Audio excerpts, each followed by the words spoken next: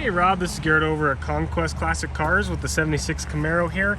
I'm just running through the checklist and I figure I might as well just take a video as we kind of go through it so you can see what I'm looking at. So first off, here's the front of the checklist. Let's start here a little bit towards the bottom. So floorboards are solid, trunk's solid, undercarriage and suspension has a little bit of surface rust on it, but otherwise it is solid. I don't see any real rust on it. There are a few bubbles here in the back driver's side quarter panel at the very bottom there, but if we come over here to the trunk, it's all solid. No rot, no surface rust on either side that I can find. Trunk channels, all that's good. In a nice shape. Okay. Rust-wise, it's good. Front brakes were measured at 4 millimeters. The rears are drums, so you might need a new set of pads on the front. The tread depth is actually fairly decent. There is a little bit of weather checking on these tires. They're a little bit older. And the rims are good. They're period correct, probably from the late 70s, early 80s. Each of them has just a couple little scratches like that, but overall they're all in good shape. In terms of gauges working, all of the gauges work.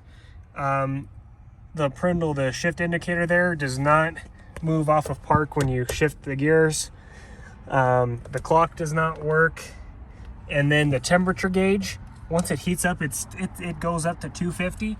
Now, when I started here in a minute, I'll show you. I brought my temperature gun out here, and the car does not overheat at all. I put it right on the thermostat housing. It's right at 180 when it's reading 250, and it doesn't smoke or spew coolant, so I know for a fact it's not overheating. Radio does turn on, but it does not work. So something to keep in mind there. AC is not hooked up. All the pieces are there for it. Does not work. The heat does work well with the fan and everything. I'll keep that off for a second when we finish this list. In terms of like carpet stains, the carpet's really not stained badly, but it's just kind of old and probably mildly discolored with age. So I don't see any like bad grease stains or anything like that, but it's certainly seen the sun. It does have floor mats in it. Headliner's actually pretty darn nice in it. I did see up here where there's a bit of a crease in it. Just a little bit here on the front underneath the visors. But otherwise it's in nice shape. It's all there.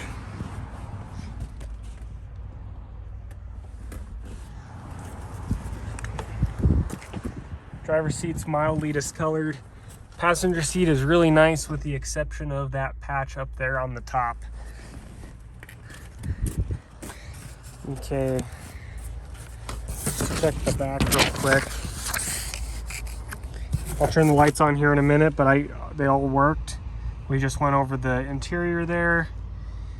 Okay, there are a couple chips that I noticed on the leading edge of this driver's door. There's a few there.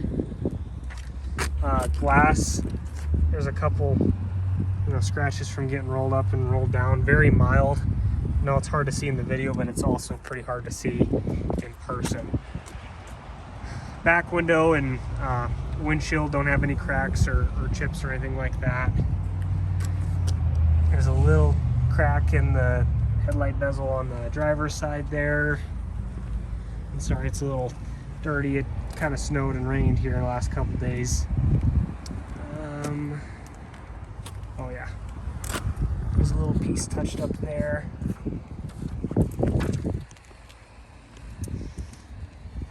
In terms of gaps, everything actually lines up and is fairly tight, especially for an F-body. The doors do sag just a little bit, so when you shut them, you just got to give it just a little more effort to make sure they latch fully. But to be honest, I don't think I've ever had one that hasn't been like that. Maybe a little touch-up chip there on the spoiler.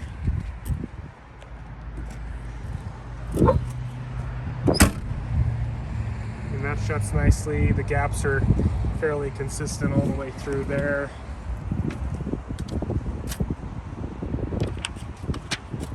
Let's go ahead and start it up. You can hear the electronic fuel pump there in the back.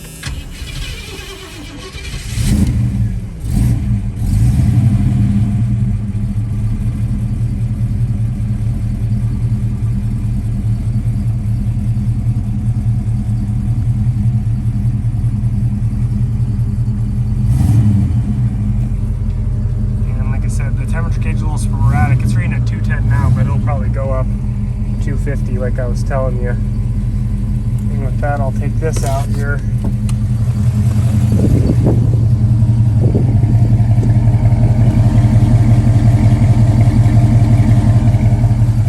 Let me actually turn on the lights.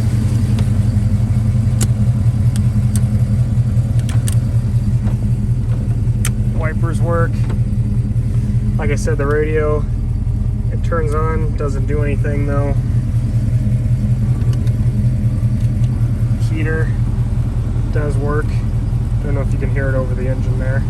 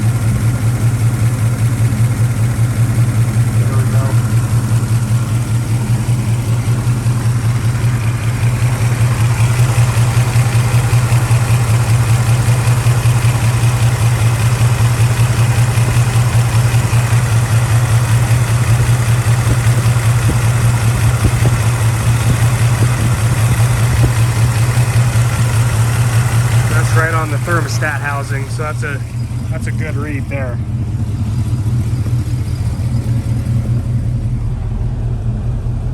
Let's see, so the gauge does read a little high there.